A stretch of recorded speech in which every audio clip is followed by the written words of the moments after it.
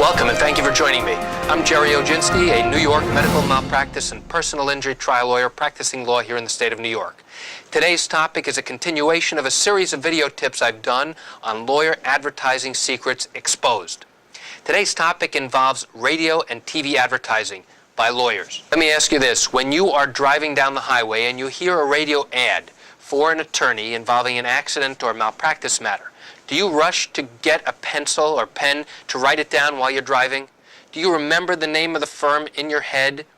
Do you hear it over and over and over again so that you know it by heart by the time you get back home or wherever you're going? Well, most of the time you don't need that information at that time because you don't have an accident, you don't have an injury case involving a doctor or hospital that you may need that attorney.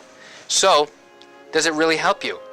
And let's talk about advertisements on TV that lawyers have. Do images of crashed cars make you feel great? How about a person falling from a building, or someone sitting in a wheelchair, or maybe even somebody on crutches with a lawyer's hand around them? Do those pictures and those images make you feel all warm and fuzzy?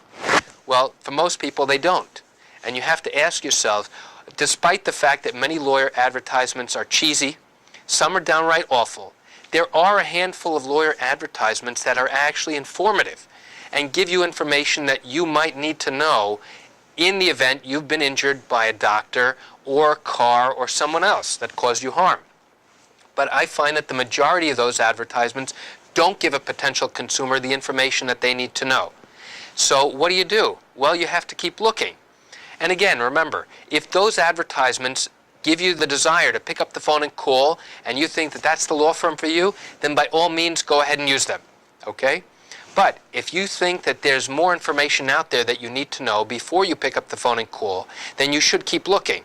And it's very important for you to ask the right questions and to get as much information as possible so that you can be an informed consumer before you talk to an attorney about your potential case. And that's it for today's topic on lawyer advertising secrets. I'm Gerry Oginski. Thank you for joining me, and I hope you'll join me for the next segment, which is probably the most important segment, and that's website advertising for lawyers. Thanks a lot. Have a great day.